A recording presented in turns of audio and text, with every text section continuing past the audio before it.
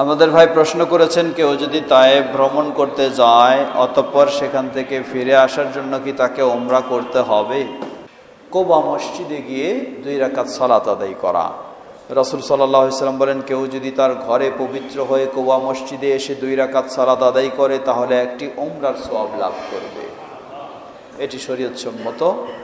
যদি কেউ এই ধরনের বিশ্বাস করে যে আবার ওখানে বিদায়ের সময় কবর জিয়ারত করে বিদায় নিয়ে আসলো, এমন যদি চিন্তা রাখে, এটি অবশ্যই বেদাতি আকীদা।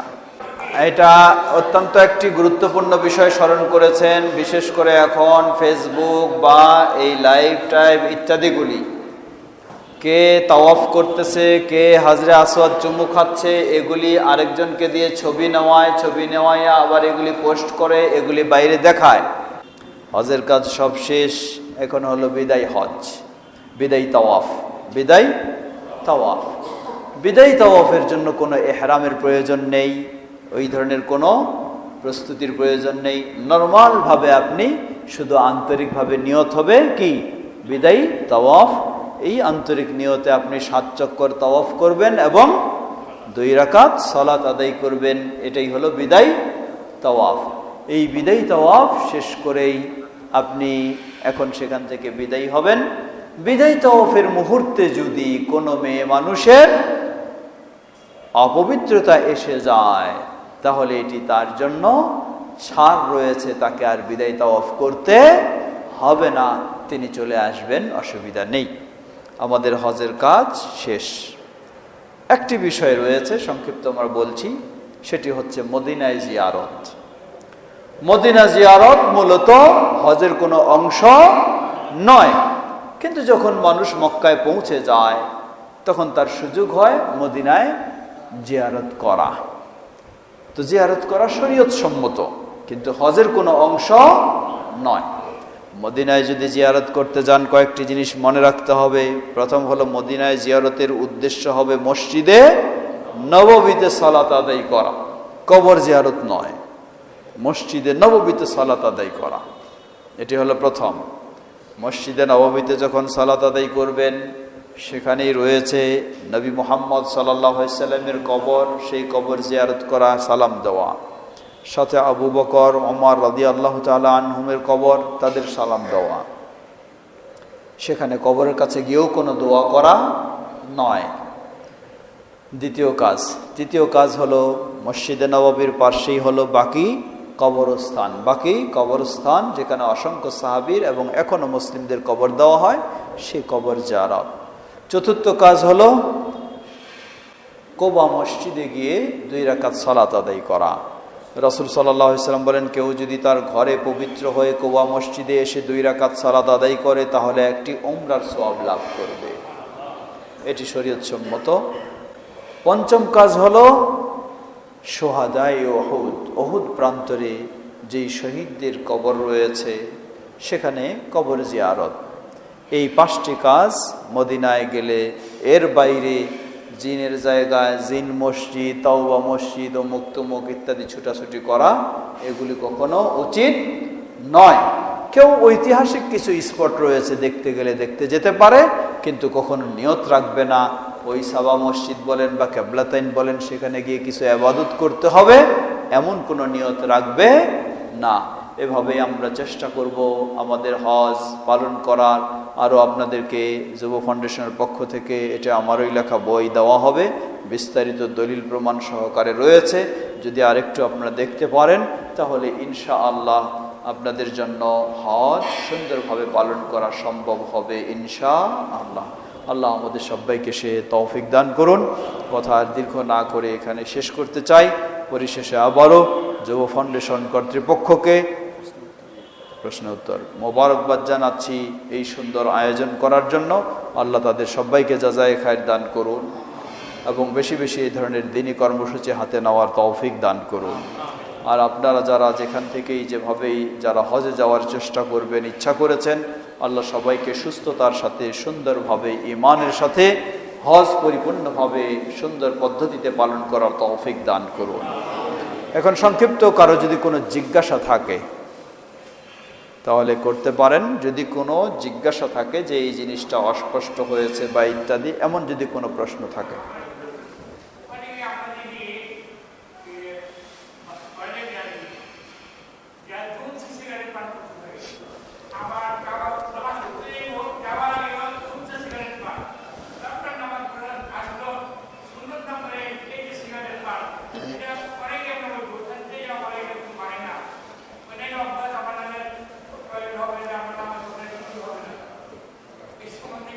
ধন্যবাদ। আমাদের আলী ভাই একটি বিষয় স্মরণ করে দিয়েছেন। আসলেই মানুষের উচিত ভালো কাজ করার সুযোগ পেলে আরও বেশি ভালো হয়ে যাওয়ার প্রস্তুতি নেওয়া। আল্লাহ রাব্বুল আলামিন আপনাকে কবুল করেছেন, আপনি মক্কা মদিনায় হজের উদ্দেশ্যে যাওয়ার সুযোগ লাভ করেছেন। অনেক মানুষ রয়েছে, বহু টাকা রয়েছে, কিন্তু তার মক্কা মদিনা যাওয়ার সুযোগ হয় না। কিন্তু আল্লাহ আপনাকে যখন এই সুযোগ দিয়েছেন, আপনার উচিত এই সুযোগেই আল্লাহর কাছে পূর্ণভাবে তওবা করে ধূমপান, কোনো সন্দেহ নেই, অসংখ্য কোরআন সুন্নাহর দলিল এর আলোকে ধূমপান হলো হারাম কাজ। এই হারাম কাজ যখন মক্কা মদিনার হারাম সীমানার ভিতরে করবেন, তাহলে সেখানে আরও আপনার গুনাহটা বেশি হবে। শুধু বেশি নয়, আপনার প্রতি আল্লাহ এবং ফেরেশতাদের লানত পর্যন্ত আপনার প্রতি হবে। সুতরাং আমাদেরকে শিক্ষা গ্রহণ করে এই সব হারাম জিনিস থেকে সর্বদাই যেন আমরা বেঁচে থাকতে পারি, আল্লাহ সে তৌফিক দান করুন। অন্য কারণ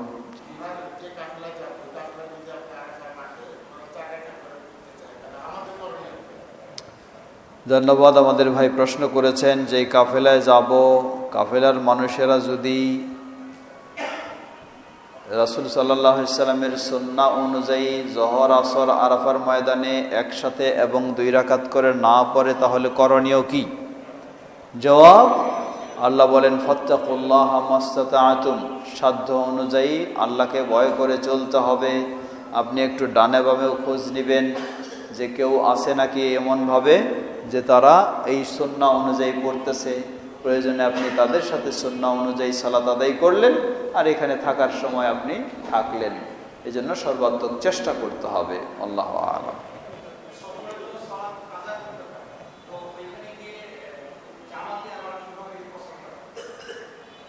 সফরে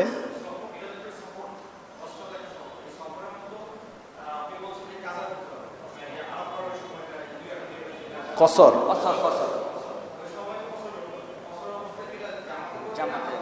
অবশ্যই জামাতে পড়বে।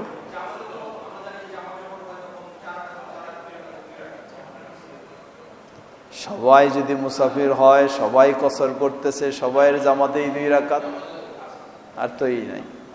এমনকি ওখানে যদি মসজিদও হয়, সেই মসজিদের সালাত হজের সময় তারাও সেখানে 2 রাকাতেই পড়ান। জি। কখন? হাত দিয়ে নয়, আমরা বলেছি হাত তোলা বলতে মোনাজাতের মতো 2টি হাত কাবামুখী হয়ে আপনি তুলবেন। হাত দিয়ে ইশারার নিয়ম নয়, না, সেটা ঠিক নয়।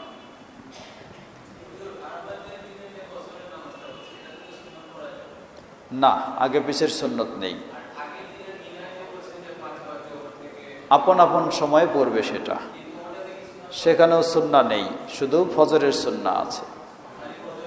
জি না, আল্লাহ রাসূল সাল্লাল্লাহু আলাইহি ওয়াসাল্লাম পড়েন না।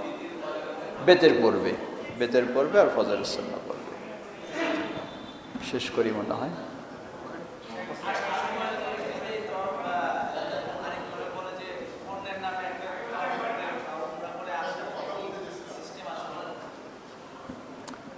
বিদায় তওয়াফের সময় অন্যের নামে উমরা কেমনে করবে?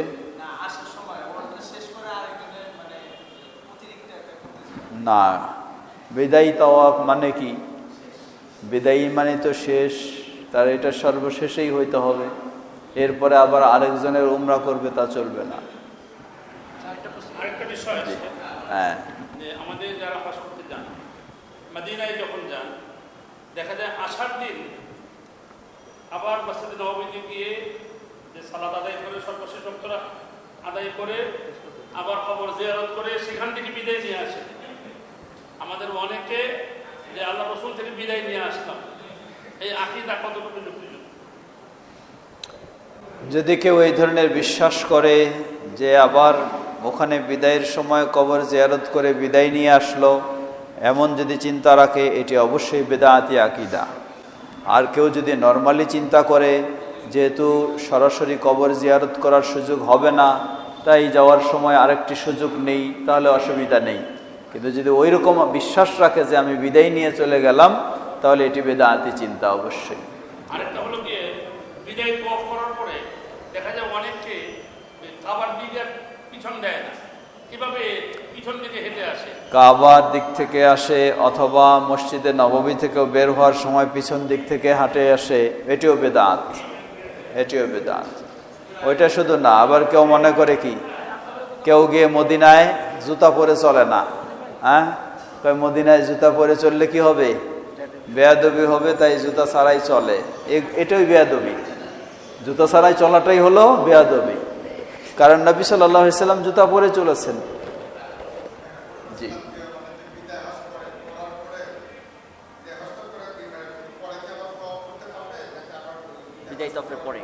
বিদায়ী তাওয়াফের পরে আর কোনো কিছু করার নিয়ম নয়। কিন্তু জিনিসটা যদি এমন হয়, মনে করেন আপনাকে সময় দেওয়া হয়েছিল, আপনাকে এই সময় নেওয়া হবে, সেই হিসাবে আপনি বিদায়ী তাওয়াফ করে ফেললেন, পরে দেখলেন ফ্লাইট ডিলে হয়ে গেল, আরও 2-4-6 ঘন্টা আপনি ওয়েট করলেন। এখন মসজিদে আপনি কাবায় যাবেন কি না? জবাব, আপনি যাবেন। যদি সুযোগ থাকে আবার বিদায়ী তাওয়াফ করার, করবেন। না থাকলেও, যদি সুযোগ না থাকে, কিন্তু সালাত আদায় করবেন আপনি, অসুবিধা নেই।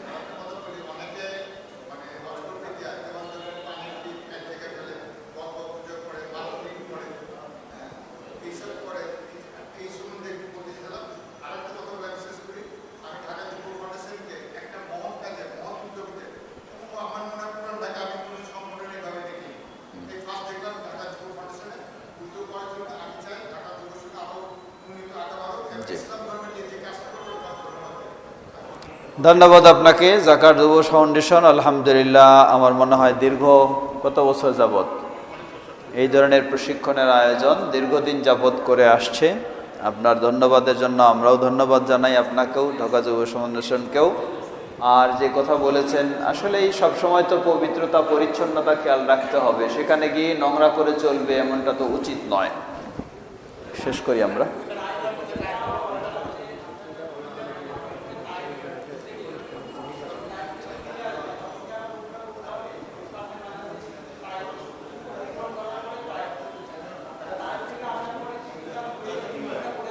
আপনারা কথা বলেন না।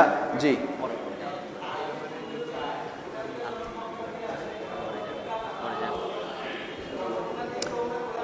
আমাদের ভাই প্রশ্ন করেছেন, কেউ যদি তায়েফ ভ্রমণ করতে যায় অতঃপর সেখান থেকে ফিরে আসার জন্য কি তাকে উমরা করতে হবে?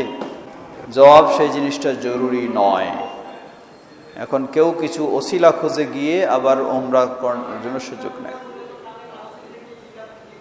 উচিত নয়। একাধিকবার উমরা করা উচিত নয়। আল্লাহ রসুল সাল্লাল্লাহু আলাইহি সাল্লাম ও সাহাবায়ে কেরামগণ এই ধরনের বারবার করেননি। কিন্তু কেউ যদি এমনটা হয়, আগেই আপনি মক্কায় গেলেন, উমরার কাজ শেষ করে মদিনা জিয়ারতটা আপনার হজের আগে হলো, অতঃপর মদিনা থেকে আপনি মক্কায় আসবেন, সেই সময় অতিরিক্ত আরেকটি আপনি উমরা করার সুযোগ নিতে পারেন।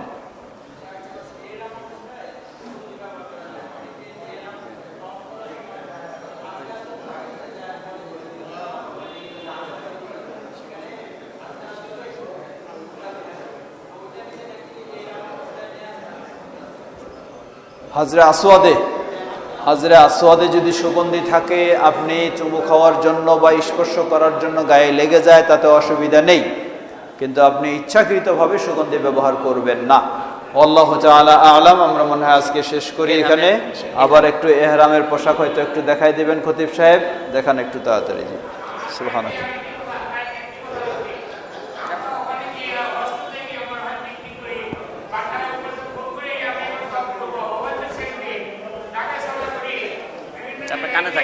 জি জি,